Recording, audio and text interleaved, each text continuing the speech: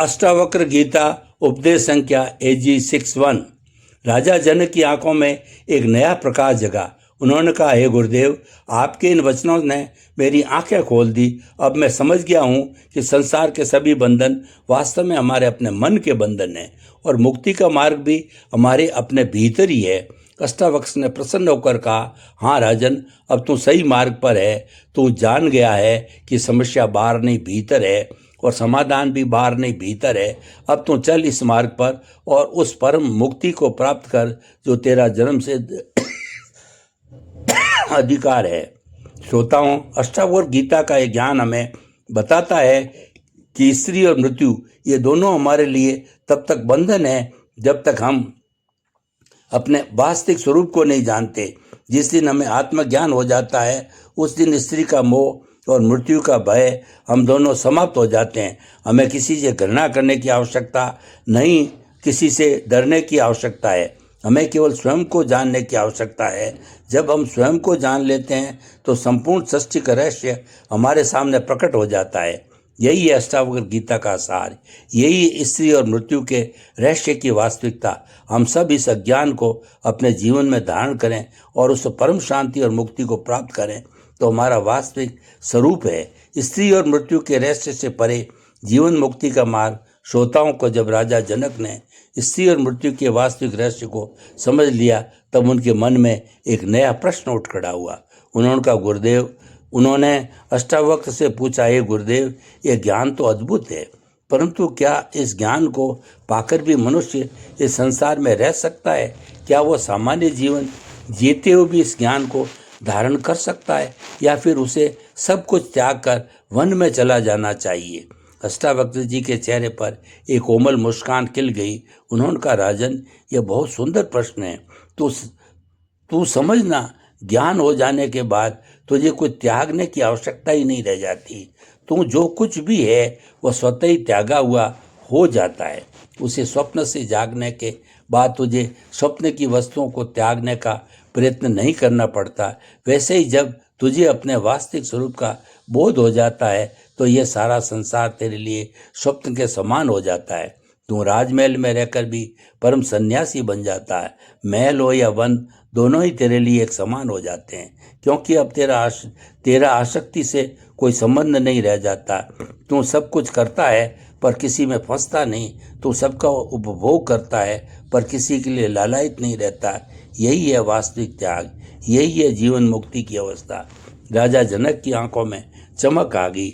उन्होंने कहा, किंतु गुरुदेव, ये अवस्था कैसे प्राप्त होगी? मैं कैसे जानूंगा कि मैं इस मार्ग पर ठीक से चल रहा हूँ? अष्टावक्र ने गंभीर होकर उत्तर दिया, इसका लक्षण बहुत स्पष्ट है राजन। जब तेरे भीतर से मैं और मेरा की भावना समाप्त होने लगेगी तब तू स्वयं को कर्ता नहीं मानेगा। जब सफलता और विफलता तेरे लिए समान हो जाएगी, जब प्रशंसा और निंदा तेरे कानों में एक जैसी लगने लगेगी, तब समझना कि तू सही मार्ग पर है। और स्त्री के संबंध में जब तू किसी स्त्री को देखेगा और तेरे मन में वही दिव्य चेतना दिखाई देगी जो तुझ में है, तब तू उसमें केवल एक शरीर नहीं बल्कि परमात्मा का प्रतिबिंब देखेगा। तब जान लेना कि तेरा मोह कट रहा है। और मृत्यु के संबंध में जब तू मृत्यु को एक भयानक घटना बल्कि एक सामान्य प्रक्रिया के रूप में देखने लगेगा, जब तुझे मृत्यु में भी वही परमात्मा दिखाई देगा जो जन्म में दिखता है, तब समझना कि तेरा भय मिट रहा है। राजा जनक ने विनम्रतापूर्वक पूछा, और यदि मन फिर भी भटके, यदि इंद्रियां फिर भी बाहर भागे? अष्टावक्र ने कहा, तब भी घबराना नहीं, केवल साक्षी बने रहना। मन के भटकने को देखना, इंद्रियों के बाहर भागने को देखना, पर स्वयं को उनसे अलग रखना। देखते देखते एक दिन ऐसा आएगा जब ये भटकन समाप्त हो जाएगी। जैसे बिना तेल का दीपक स्वयं बुझ जाता है, वैसे ही तेरे साक्षी भाव की दृष्टि से तेरे सभी विकार स्वतः ही जलकर भस्म हो जाएंगे। परंतु याद रखना राजन, ये कोई कर्मकांड नहीं है, इसे करना नहीं है, इसे होना है। तू जो है वही बनना है। तू जो ढूंढ रहा है वो तू स्वयं है। इसलिए कहीं बाहर मत भटक, अपने भीतर झांक, अपनी सांसों में देख, अपनी चेतना में डूब। वही तुझे वो मिल जाएगा जिसकी तू तलाश कर रहा है। अष्टावक्र की वाणी में एक विशेष माधुर्य था। वे बोले, और ये राजन, जब यह ज्ञान स्थिर हो जावे तब तुझे एक अद्भुत शांति का अनुभव होगा। तू महसूस करेगा कि तू इस संसार में रहकर भी इस संसार से परे है। तू सब कुछ करेगा पर कुछ भी करता नहीं होगा। तू सबका उपभोग करेगा पर किसी का आसक्त नहीं होगा।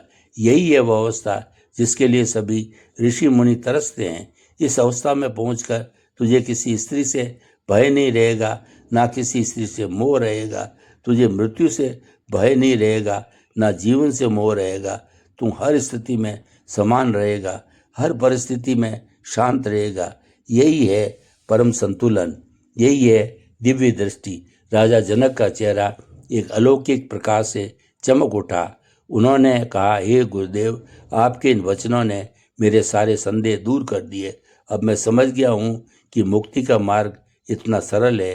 केवल स्वयं को जानना है, केवल अपने वास्तविक स्वरूप का साक्षात करना है। अष्टावक्र ने प्रसन्न होकर कहा, हाँ राजन, ये मार्ग उतना ही सरल है जितना तू है। केवल तूने इसे जटिल बना रखा है। अब तू सरल हो जा, सीधा हो जा, और उस सरलता में, उस सीधेपन में तुझे वह सब कुछ मिल जाएगा जिसकी तू तलाश कर रहा है। अब जा राजन, अपना राजकाज संभाल। पर अब तुम वही पुराना राजा नहीं रहा। अब तुम एक जीवन मुक्त और जो राजवेश धारण किए हुए है। अब तेरा हर कर्म यज्ञ बनेगा, तेरी हर गतिविधि पूजा बनेगी, और तू ही मंदिर बन जाएगा जिसमें परमात्मा सदैव विराजमान रहेगा। श्रोताओं, अष्टावक्र गीता का ज्ञान हमें बताता है कि स्त्री और मृत्यु के रहस्य से परे एक ऐसी अवस्था है जहाँ ना भय है और ना बंधन है, ना मुक्ति की इच्छा। वहाँ केवल शांति है, केवल आनंद है, केवल परमात्मा है। हम सिर्फ अवस्था को प्राप्त करने का प्रयास करें, ना किसी से डरें, ना किसी से मोह करें। केवल स्वयं को जानें और उस महाशून्य में प्रवेश करें जो हमारा वास्तविक घर है, जहाँ ना स्त्री है, ना पुरुष, ना जन्म है, ना मृत्यु। केवल शुभ चैतन्य, केवल परम ब्रह्म है।